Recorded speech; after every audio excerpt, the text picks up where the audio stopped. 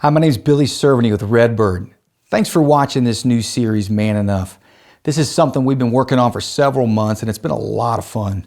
We're doing this to help men ask the question, what does it mean to be a man? But if you're a female watching this, I'm glad you are. You don't have to turn it off. My hope is this could be helpful for you as well to better understand the men in your life. As we get ready to jump in, I think it's good that we touch on a couple of things on the front end. If you haven't noticed, this topic is really emotionally charged for a lot of people, especially these days. And we live in a time where asking the question, what does it mean to be a man, has not only fallen out of fashion.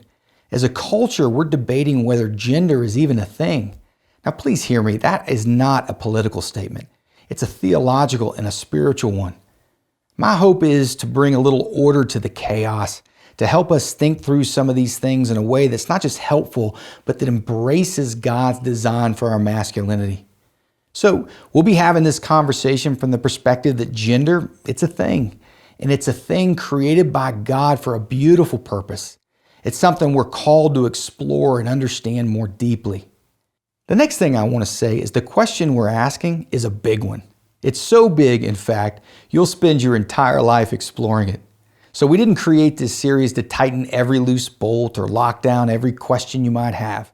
Actually, my hope is it will stir more questions for you moving forward. But this series is meant to give us some solid ground on which we can stand as we consider these new questions. Let me also say, if you're someone who finds this topic painful or difficult because of a personal struggle or maybe the way that struggle was used against you in your life, if that's your story, I'm really sorry. But I have to tell you, the fact that you struggle in this area doesn't mean you're not a man. It just means it's your struggle. You're not some uniquely broken toy. The truth is, there's not a man alive who doesn't wrestle with most every aspect of their masculinity in some way. I mean, it's why I'm doing this series in the first place, and it's why you're watching it. And I promise you, there's nothing that you're dealing with that's a surprise to God or that disqualifies you in His eyes or mine. So don't punch out. Hang with us, okay? Now, one thing you're going to hear me talk about are the longings that God hardwired into the masculine heart. When I use the word longing, I'm not talking about the desires we have to realize our dreams or get a bigger, better deal or to live our best life now.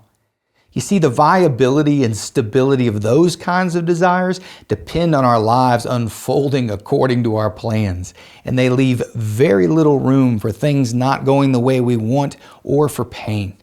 And we're about the gospel, which means the cross, it always comes before the crown. And the longings we're going to explore are the indelible ones that God wove into the fabric of the male heart. And because these longings are from God, they reflect and point us towards His glory, which is wonderful. But that also means that everything about our sinful and broken world tries to misdirect and twist these longings.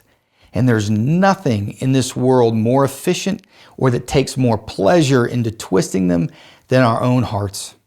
But God is a God of redemption. And when He steps in to restore our masculinity and all the longings associated with it, it's wonderful. But let's just say it's not all about warm fuzzies. It costs us. But as intimidating as that sounds, we stand to gain far more than we stand to lose. To go on this journey is to go on a journey into the heart of Christ.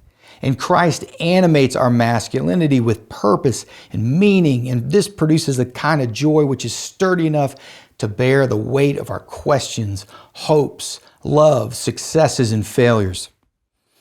And the last thing I want to say is, when we talk about the God-given longings of our masculinity, I'm not implying women can't identify with these things.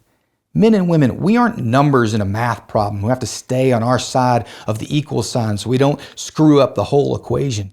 There are a lot of longings we share equally, and there are longings God hardwired into females with which we as men can identify. But what we're going to explore are not just longings we can relate to. We're exploring the longings which tend to dominate and drive most everything about the male heart. So, if you've ever asked the question, what does it mean to be man enough? You're in the right place. I'm glad you're watching, and I pray this series is a blessing for you. So let's get going. For Redbird, I'm Billy Cerveny.